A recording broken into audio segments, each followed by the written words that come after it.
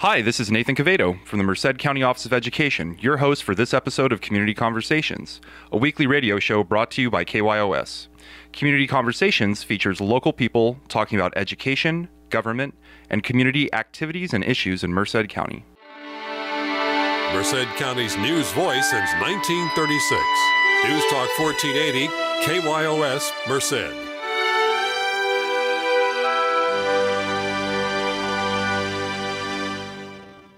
Thanks for tuning in to Community Conversations on KYOS. Our first guest this week is Dave Childers. He is a coordinator of leadership development for the Merced County Office of Education. Dave, thanks for joining us. Hey, thank you for having me. Excuse me. So you have been with MCOE for just under a year, and you used to work at a charter school in Fresno.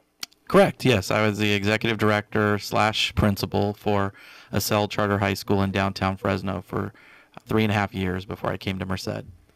And you're working as a coordinator of leadership development. I know that you have pretty much started what is the North Valley Leadership Institute operated by MCOE, and you're the coordinator for that. And you've also started a Toastmasters program with the County Office of Education. Let's start with the North Valley Leadership Institute. How does it work? What are your goals? How do you go about it? Yeah, the North Valley Leadership Institute was really the vision of the superintendent, which was to bring high-quality leadership programs to not just the Merced County Office of Education, but to the entire community, county, region, for that matter, and play a role in helping to solidify some high-level programs and speakers. And so the official launch, we're still kind of in soft launch phase for the North Valley Leadership Institute, but we do have a couple of events that are on the calendar, and it also coordinates with the efforts that we've been working on internally, training our own leadership at MCOE. And you have different cohorts. I only know this because I'm in one of the cohorts. You're pretty familiar. Yes. And so the materials that you're teaching with, or I guess the kind of the rubric is from two professors that were where in Santa Clara? Santa Clara University, okay. Yes. Levy School of Business. It's called the Leadership Challenge. It's been around 25 years. It's got a ton of research behind it, lots of academic research behind that, including theses that have been written by other people supporting the work, and really what it boils down to is this idea that we need to stop thinking that leaders are born and understand that leadership isn't some mystical quality. It really is a set of skills, and it really teaches these 30 skills when you get down to it that are common among really effective leaders, and showing individuals in our organization currently and then soon to be outside the organization how they can practice employing those themselves in whatever line of work they're in or in their life to be more effective as a leader.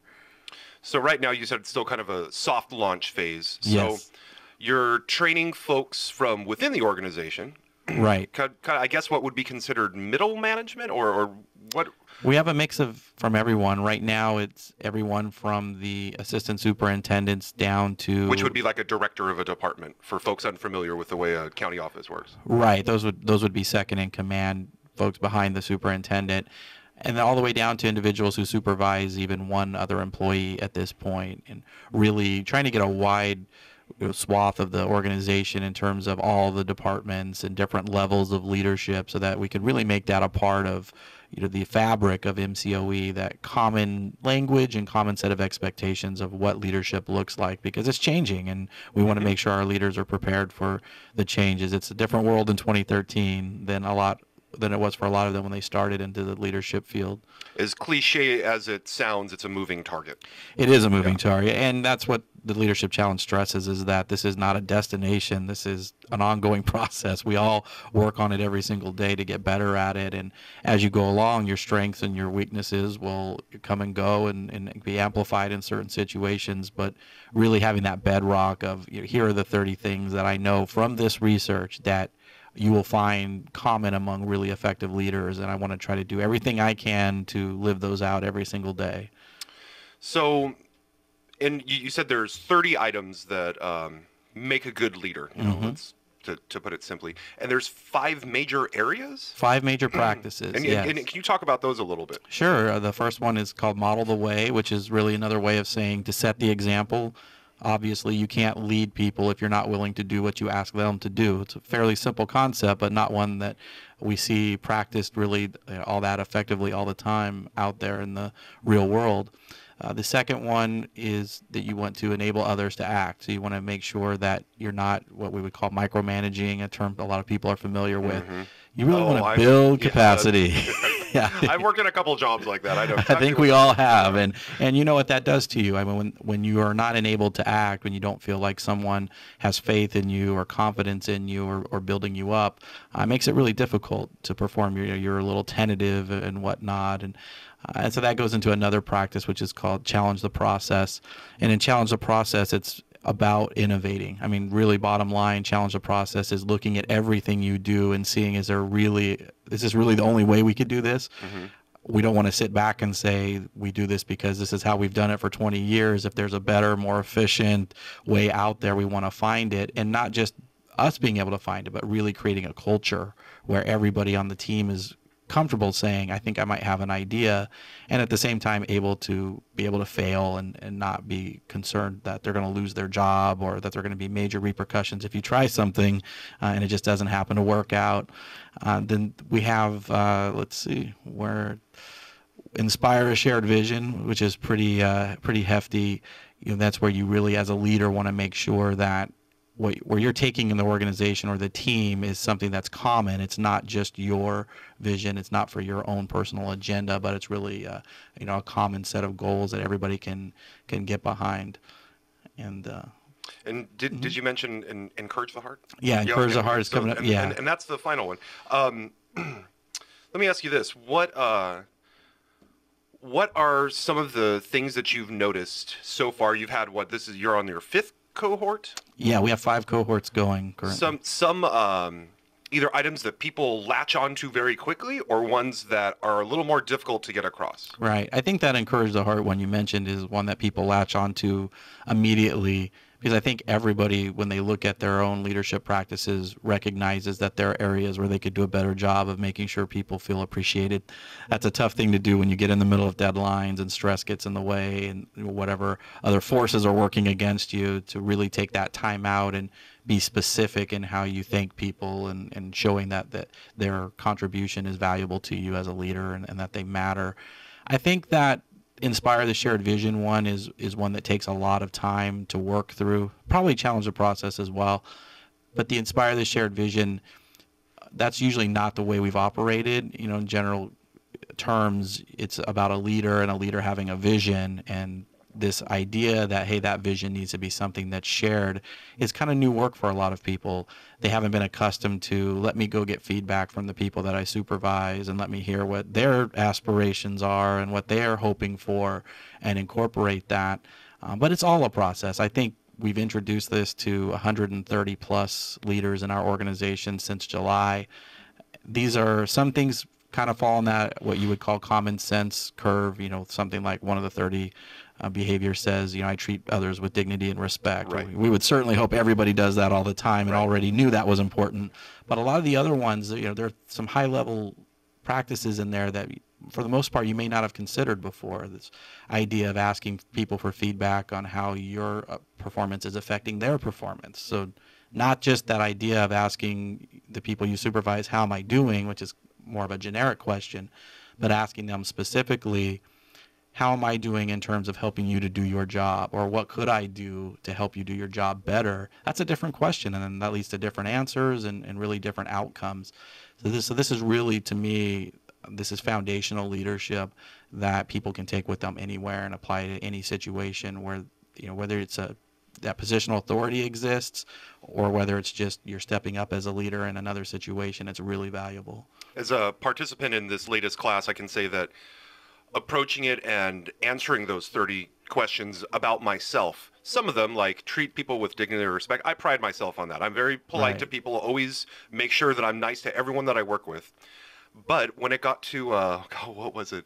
Inspire a shared vision. There are some tough ones. I thought, whoa, this is something I've never really thought about before. Right. I have a vision of the work that I do. I'm not sure that I share that in the way that they're referring to here, but it made me think that's something that I should do. If I have a vision of something, I should definitely share it with my coworkers in a more obvious way than I have been. I guess, Yeah, and we always start, or I guess I always start with a video, online video from Simon Sinek, who's an author, that talks about the why. And we all have a why of what we do. And in our organization, as you know, we're an education organization, but a lot of the people that work for MCOE are not directly involved in education, and they're not face-to-face with kids on a daily basis. Sure.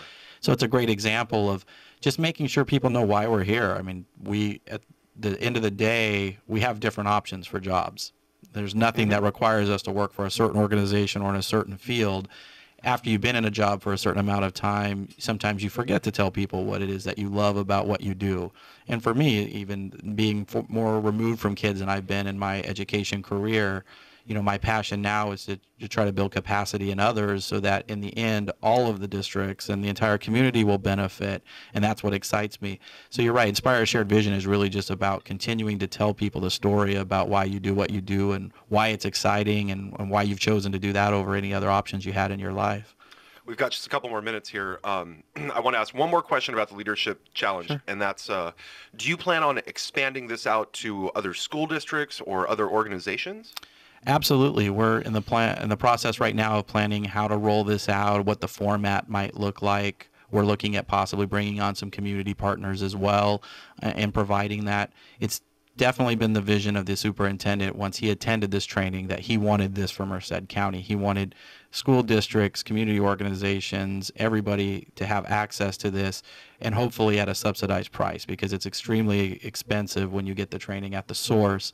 So we want to be that middle ground that we can bring this high-level program to Merced, but without the high-level price tag. Right, right. And so right now, some of the preliminary talks have really focused around school district managers, classified managers probably would be one of our first audiences, but also with students. I've been working with Golden Valley High School, and I think we will start next month training their student leaders in these same exact concepts, with the idea that we can instill these behaviors in 17 and 18-year-olds or even 16-year-olds, what a great advantage they would have, seeming as most of the adults we're training haven't had the luxury of having this kind of training up until now. These kids will be at a huge advantage, be way ahead of the curve if everything goes well. So that's, and if folks are interested in this, how can they contact you? They can call me at the county office at 381-5964, and I'd be more than happy to give them more information. And if they're interested in trainings, we always have the capability with the North Valley Leadership Institute to be able to do on-site trainings, off-site trainings, customized programs, whatever that fits their needs the best. If they just need a couple seats in a training, we can help them with that. Or if they need something more specific, we're available. Great. Okay. We're pretty much out of time, so we're not going to touch on Toastmasters this time. But I'd really like to have you come on again. We could talk about this Leadership Institute as it moves forward. Sure. And maybe have a participant in the Toastmasters program at MCOE come on and... I would love to bring some people. It's a fun group, it's a fun club, and we're doing some cool things with Toastmasters. So I'd love to come back and bring one of our other board members. I am the newly elected president of our yet to be named club, so I'd love to bring one of the vice presidents next time. And Great. Well, yeah. Once you guys firm things up a little bit, like get a name. that's high on the list. All right, Dave Childers, coordinator of leadership development for the Merced County Office of Education. Thank you. Merced County's news voice since 1936. News Talk 1480, KYOS, Merced.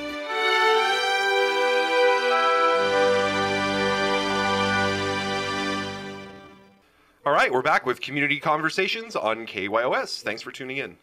Next up, we have Alice Kiefer, Marketing and Outreach Coordinator for Castle Family Health Centers, here to talk about the center's Day of Service on March 9th. Alice, thanks for coming back. Thank you for having me. I think we have you this time of the year every year to talk about this event, which is a great event, and glad you guys hosted out at Castle. So the Day of Service, can you tell folks about it who are unfamiliar with it? The Day of Service started 6 years ago. It started by Soroptimist International of Edgewater approaching Castle Family Health Centers and doing coming together to put this event, a Day of Service for the community, because Soroptimists all over the world, they do a Day of Service. And so this is the way that we came together to start this event. Mm-hmm. And it's at Ralston Park there, right next to the library in Atwater. And what are some of the, not events, but services that folks will be able to utilize at this event? There's going to be many medical screenings, health screenings, such as for adults, diabetes checks, blood pressures, vision, breast exams for the ladies, and for children, vision, hearing, and dental screenings. All these are screenings only. They're not exams. They're screenings, so they're not exams. That's good point to make. And how much do they cost? All this is free. Along with free consultation, we're going to have a couple of providers there that if somebody happens to have an abnormal reading of a screening, they'll be sent to the doctor so they can talk a little more about it, how to control that condition, and follow up. And this will be at the Bloss Medical Center, which is right next to Ralston Park. So I was close. I said it was at Ralston Park.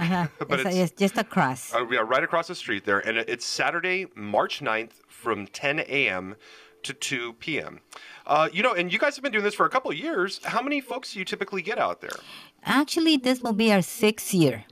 And last year, we got close to 600 families. This is counting children to seniors. And besides the screenings, we offer a free lunch and drinks, free raffles, free activities for children. We give away a lot of books, reading books for children. They have face painting. They get balloons. And so it's a busy 4-hour day. That sounds like a nice family event, too. It is. The family seems to enjoy. They stay there from the beginning to the end. We get donations for many, many raffles. So families like to stay around for that. All right, we've got just another minute or so here. Is there anything else you'd like to add? One of the other things that we have added to this event this year, we are going to introduce our medical mobile unit. It's going to be parked right in front of the clinic, close to the park. This is only for families that want a tour. They may want to go inside and see what the medical mobile unit looks like. This will be up and running in the spring. I don't have the details on that. This mobile unit will be probably stationed at a couple of the schools in Edgewater, like Eileen, Colburn, and Bellevue, so the families can benefit. For especially those families that have no transportation, instead of coming to the clinic, the medical unit will be on the school grounds. All right. Well, it does make it seem a lot more efficient for those folks that don't have transportation. So, again, this day of service, which is sponsored by Castle Family Health Centers, Seroptimus of Atwater, and I imagine a couple other organizations. It's Saturday. Go ahead. We do invite about, I believe, between 20 and 24 other agencies that are there to give out free information. No sales at all that day, just information. And again, it's on Saturday, March 9th from 10 a.m. to 2 p.m. at the Bloss Medical Center, right across from Ralston Park. Yeah, and I believe the address for this is 1251 Grove Avenue. And if anyone that needs more information on this event, they're welcome to call 381-2000 extension 7210. All right. Well, thanks so much for coming on and talking about this. Alice Kiefer, Marketing and Outreach Coordinator for Castle Family Health Centers. Thank you for having me. Merced County's news voice since 1936. News Talk 1480, KYOS, Merced.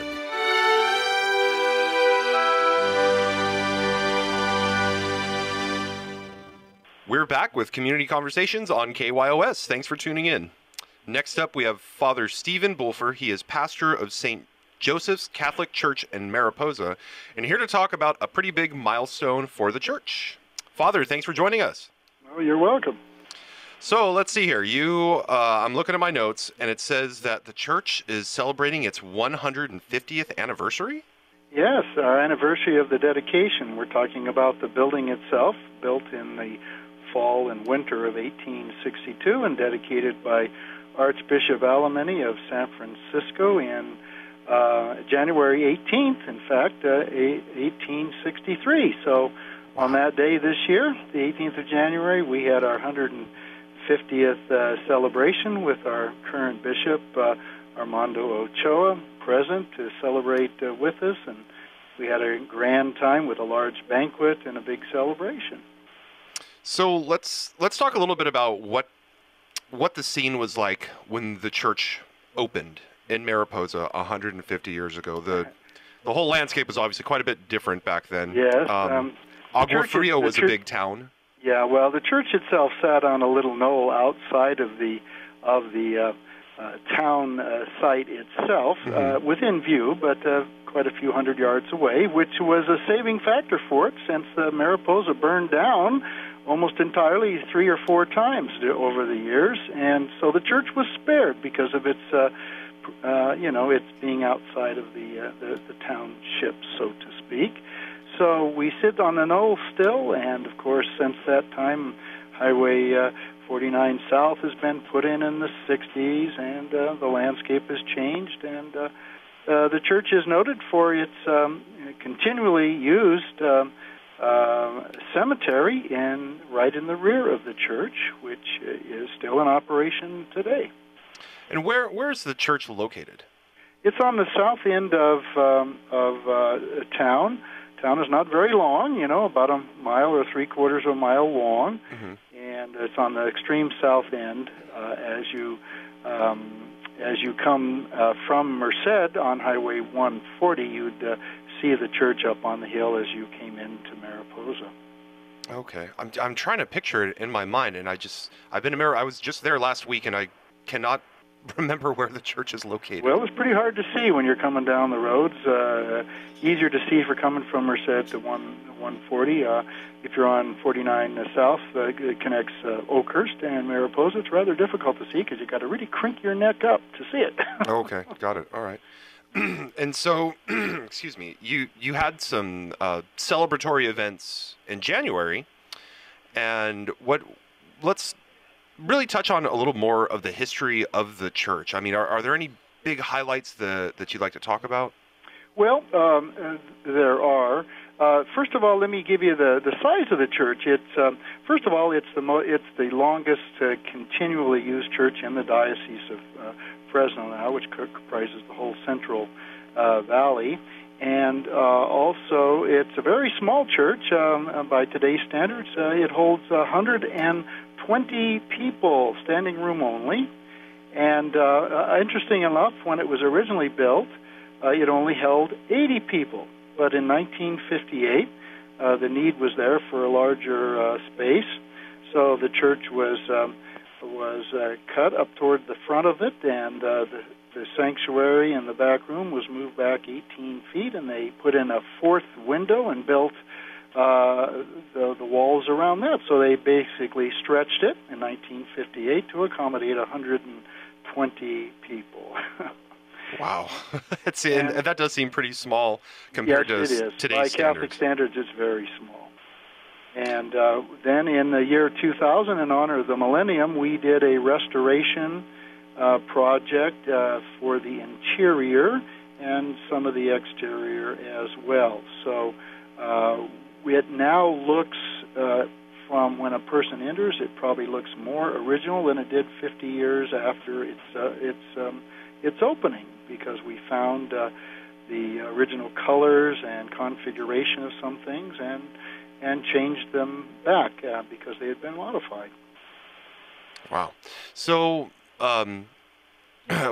what other events from the larger body of the Catholic Church happened to recognize this? Well, we got recognitions from the Board of Supervisors here, and from the Chamber of Commerce. And, of course, we've been in the Fresno Bee, the local newspaper, and, of course, our Catholic newspaper for the Diocese of Fresno. And we're celebrating, of course, in all of this in conjunction with the International Year of Faith. And we're celebrating a year-long event, too. and have scheduled little events, a certain number of events, hopefully about each month during this year. We've already had our, of course, massive dedication anniversary. We had a great big rummage sale for the community. Last Sunday, myself and our parish historian had a fireside chat at the Mariposa History Museum, well attended, and gave extensive history of the church. We are for this year going to be completing the installation of a pipe organ, a period piece that could have been put in 1863, of course, and have an organ dedication. And then one of our big events, of course, later on in the year is our All Souls candlelight procession at our mission church in the little ghost town of Hornitos, where we have a candlelight procession and a mass. And last year we had a grand total of about 530 people from all over the state come to it. It's maintaining, the Mexican tradition of the Dia de los Muertos. Right. And so that's another thing we look forward to. Yeah, I went out there maybe 3 years ago to that event, and I was amazed at how far people come from throughout California to that event. And I took pictures, tried to be very respectful, not use a flash, because it's dark out there. But I got some really impressive shots of what I consider to be a really majestic procession. Yeah, well, absolutely. You'll get some good ones again this next November if the weather holds, and we're fortunate enough to be able to announce that our Bishop Ochoa is planning on, he is scheduled to attend. He's very much interested in being there this year. Great. Well, we're now out of time, but a great conversation with you. I'd love to have you on again and delve into Mariposa history a little deeper. Well, I'll have to get my historian with me at that time. All right. Well, thanks so much for talking to us. Father Stephen Bulfer, pastor of St. Joseph's Catholic Church in Mariposa. Thank you very much. Merced County's news voice since 1936. News Talk 1480, KYOS, Merced.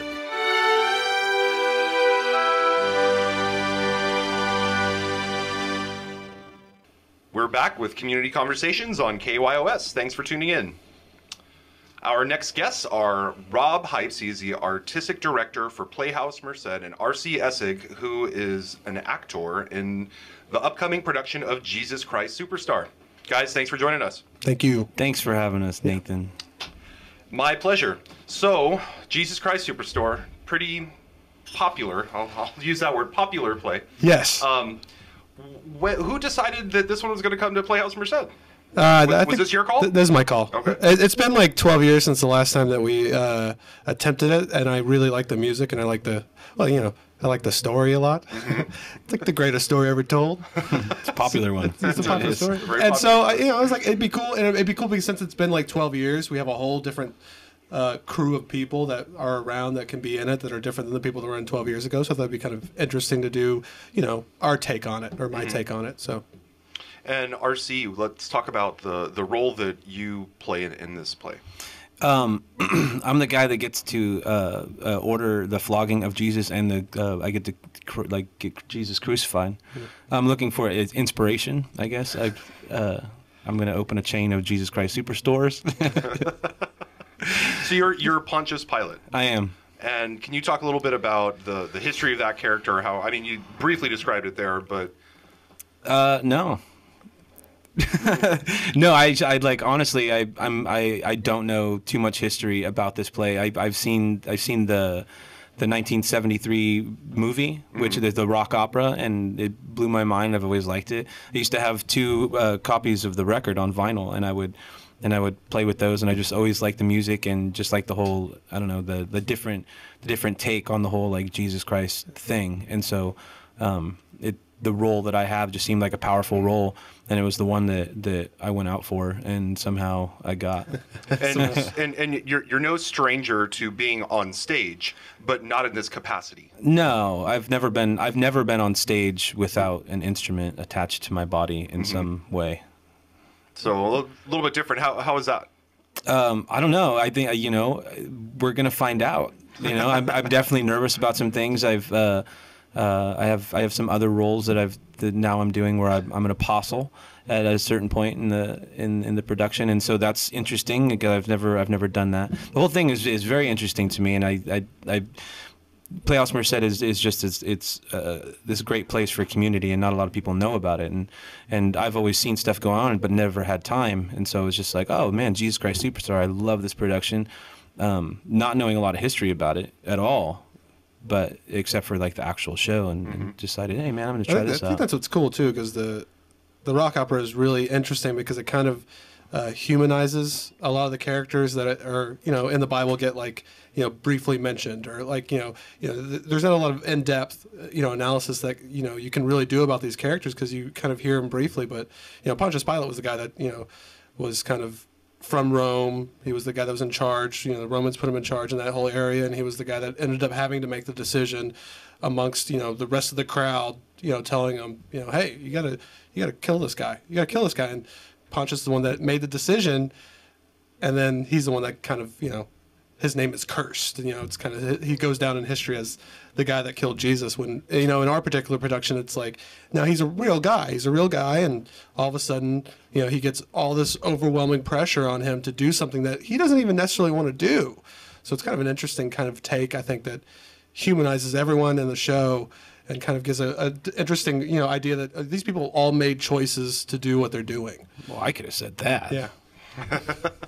I'm used to this. No. So it's even like Judas, the character Judas is a really interesting take too. He's a guy that, everyone hates him, but in this particular show, you get an opportunity to really kind of feel for the guy and kind of like really kind of feel what he's feeling. So I think that's one of the most interesting things about the show. Yeah. I mean, you can imagine like prior to this like the story, there's all these followers following Jesus for like 3 years. Yeah. And at this point, I mean, they're broke. They've given up everything, and they're just following this guy around. He's like, man, like you gotta just check out what I'm saying. And so Judas actually starts speaking up. And so all these apostles are like, oh man, like I want to have Jesus back, but Judas is kind of speaking for all of us right now. It's like, man, this guy is going a little bit too far, and he is crazy. And where's this guy actually leading us? And we only have a little bit of time left. Let's talk about when is it? How many shows are you having? We open on March 8th. Mm-hmm. We run 3 weekends, Friday and Saturday nights at 7:30, and then we do Sunday matinees at 2 o'clock. And you can buy tickets at the Playhouse. You can call us at 209-725-8587.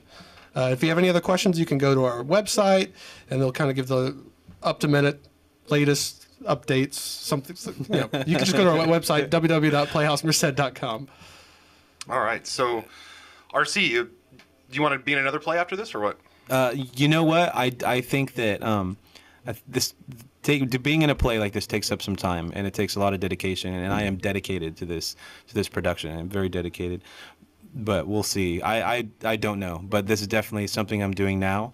And if I do it again later, that's up to later. But I mean, after this, I'm gonna work on my new chain, my Jesus Christ Superstores. Those will do really well. They were. There's a lot of fans. Absolutely. Yeah. Buy tickets soon because this show will sell out eventually. I think so. Yeah. I think it's gonna sell out too. Mm-hmm. So again, it opens March 8th, running for 3 weekends. You can call Playhouse Merced at 725-8587 or go to the website playhousemerced.com. Rob Hypes with Playhouse Merced and RC Essig. Thanks for joining us today. Thank you. Word. Merced County's news voice since 1936. News Talk 1480, KYOS, Merced.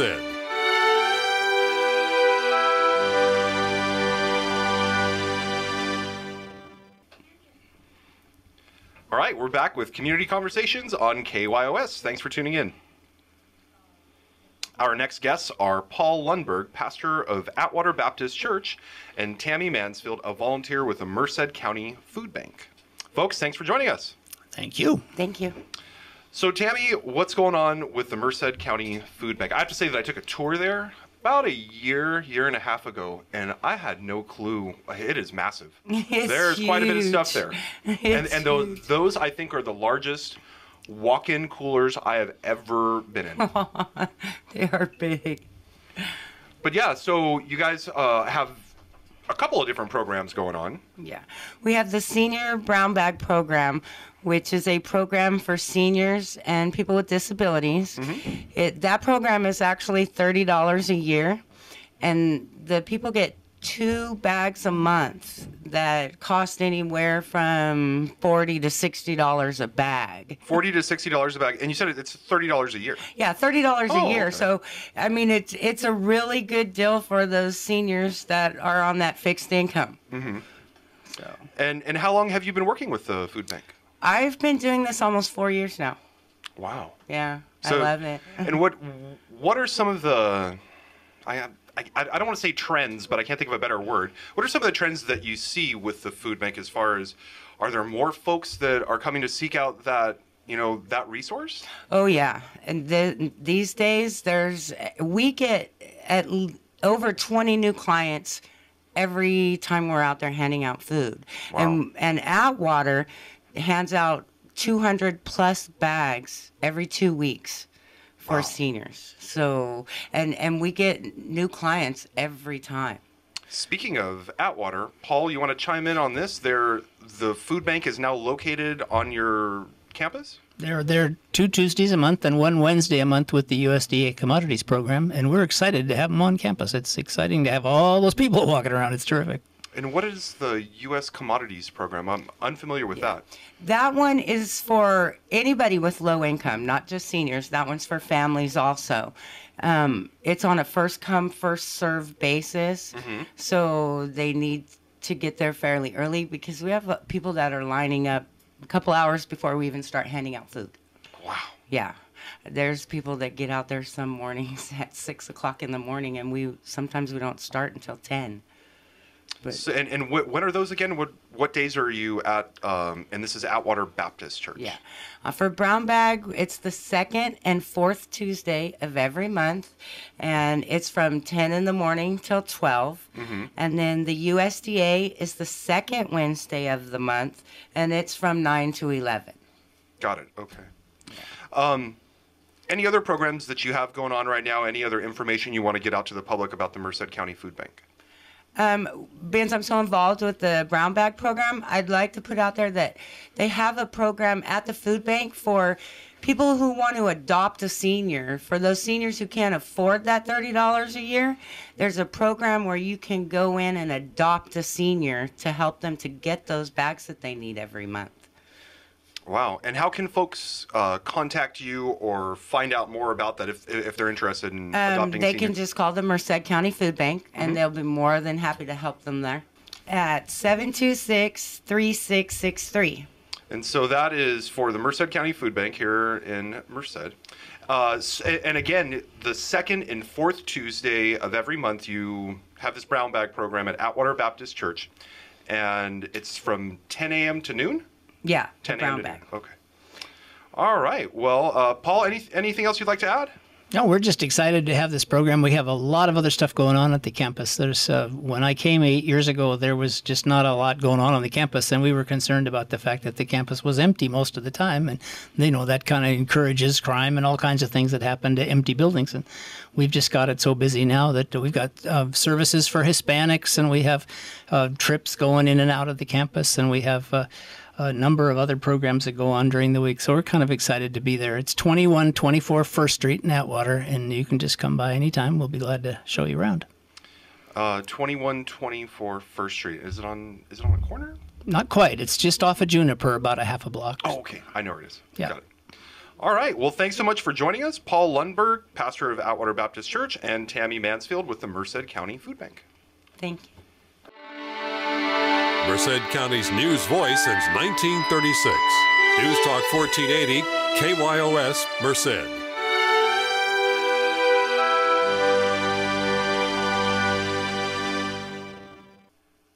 We're back with Community Conversations on KYOS. Thanks for tuning in.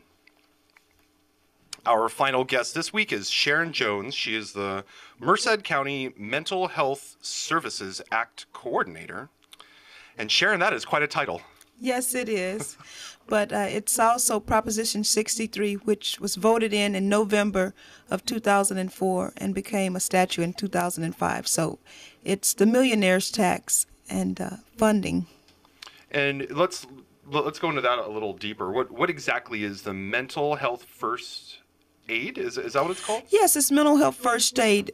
Just like in a physical crisis with traditional first aid and CPR, it's mental health first aid. How to intervene when signs and symptoms of mental illness start to come upon an individual. And so there's a 5-step action plan on how to intervene in a mental health crisis. So, I've never heard of this. I often know what's going on in different areas of government. This one just completely surprised me. And who came up with this idea of mental health first aid? Mental health first aid originated in Melbourne, Australia, at the university. There was a mental health literacy professor and a nurse health educator who came up with mental health first aid. That was about the year of 2001, and it was there's a lot of stigma around mental health and mental health issues, and oftentimes the warning signs go without any type of intervention. And so this particular mental health first aid was developed to help support individuals going through a mental health crisis. So fairly new. You see, if it was developed just around 2001, or the idea was developed around 2001, how can this mental health first aid help the Merced community? One way it can help the Merced community is to prepare individuals in the community on how to respond and to provide a linkage to other professionals in the community. The first step of the action plan is to assess for risk of suicide or self-harm. And then the second step is to listen non-judgmentally while you're doing it. And the third step is to give reassurance and information for individuals going through a mental health crisis, and then to encourage appropriate professional help and other support strategies. So it gives you a 5-step action plan for the layperson. You don't have to be a psychiatrist or a mental health clinician. You can just be an ordinary person that learns this particular 12-step program, and it'll help the individual who is in crisis. And while that sounds like common sense, I think during a mental health kind of crisis where someone is, in a crisis situation, that's not all just going to come to you and act calmly, do this, do that. It's good to have this action plan set out. So what's your background? How did you get involved with this particular job? As the Mental Health Services Act coordinator for Merced County, Mental Health Services Act is about wellness and recovery, helping individuals to intervene early on with mental health crises and mental illness. And I have a background, been working for most of my life in mental health or various community-based organizations since about 1983. And so I have a passion for the work. I have a passion for individuals to help themselves and live a productive life. And so out of that passion, there's mental health first aid, and I do a variety of trainings to help individuals. And it's all about stress reduction and helping individuals to develop positive coping strategies for themselves. So you're the Mental Health Services Act coordinator. Are there any other staff that are dedicated to this area?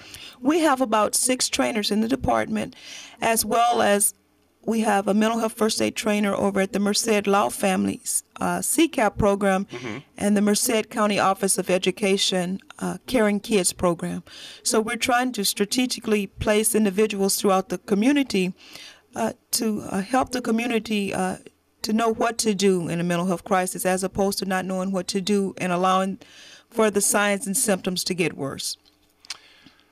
Okay, so I work for MCOE, and I didn't realize that that connection was there, but it seems like a lot of these organizations do work together on a variety of levels. Yes. Let me ask you this. What is kind of some evidence that this mental health first aid works? In the United States, the National Council on Behavioral Health Care is the one who implements mental health first aid, and there's quantitative as well as qualitative evidence. There's a pre-test and a post-test when individuals take the training and how their knowledge improves. So one way is improved knowledge. Another way is people have a solid plan on what to do, and more referrals are happening as opposed to not happening. And actually, mental health first aid has branched off to a lot of different countries, And there's a huge success rate because oftentimes people do not know what resources are in the community, and especially when they're in crisis, they're not thinking on what to find at the time. So the backing of the mental health first aid is that it gives you a 12-hour training, and it also gives you some type of way to intervene. Even if you don't do it perfectly, you know that your number one response is to get them to professional help. For mental health first aiders, we say we're first aiders, not crusaders. So it doesn't mean that we're going to go out there and do all of this, but basically we're linking to the appropriate professional help. And so there is a lot of backing. It actually started in our community with Marilyn Moschel, who was working at the time with Healthy House, and she actually brought it to Merced County through a cultural and linguistic outreach program through mental health. And so it's been pretty good. A lot of people have been trained. She trained over 250 people within our county, and the 8 trainers continue to do the training as well. And she's a former guest of this show. I've had Marilyn on the show before. Yes. So how can folks get in touch with you if they're interested in learning more about this mental health first aid? We actually have our next training within the mental health department is March 14 and 15. And if anyone is interested in attending the training, they can contact me at the regular mental health number, which is 381-6800. And also, if individuals would like for us to come on site and do the training, they can schedule it as well. The goal is to equip our community with this particular tool on how to intervene if someone is going through a mental health situation or having warning signs. And a lot of people think that mental illness is, schizophrenia and where you're hearing the voices, and that's a part of it. But the most common mental health disorder is anxiety, which is about 18.1%. 18.1% of people who have some kind of mental illness, that it would be anxiety? Anxiety is at the top of the list. Interesting. And in 1 year, there's 1 in 4 people who can encounter a mental health situation or problem. Successfully? Yes.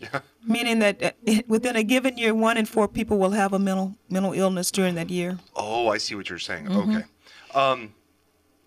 How does Merced County fare as far as the mental illness rates compared to the rest of counties in California? And another part of that question, are we able to accurately measure that here, or is it kind of a population that won't come in for help? In Merced County, our unserved communities, that's how it's referred to, is the Hmong community and the Latino community. And within this community, there's about 55% or more Latino community members. And so oftentimes the stigma, individuals feeling, the stigma is huge because not many people want to come into a mental health situation because of the huge stigma and how people look at you differently and how people think of you. So in our county, I think we're a rural community, as you know, and I think we go through some of the similar things as other counties. Basically, access. There's another thing called penetration rate, or people coming in to be served. And I think it requires innovative approaches and ways to foster health and wellness. And so mental health first aid is actually an innovative way to approach health and wellness as opposed to saying mental health, even though it's mental health first aid, but it's first aid. We can understand the physical a little bit better because it's more accepting than mental illness. And so, again, if folks are interested in either getting trained in this mental health first aid or just learning more about it, how can they get in touch with you? They would call the mental health department at 381-6800, and they would ask for me, Sharon, MHSA coordinator, and we would move from there with it. We would set it up, either off-site, or we offer trainings in the department as well, or we would partner up with some of the other trainers at the other programs and host trainings as well. All right. Well, interesting conversation. I definitely learned something new today, so always enjoy that. Sharon Jones, Merced County Mental Health Services Act Coordinator. Thanks for joining us. Thank you. Merced County's news voice since 1936. News Talk 1480, KYOS, Merced.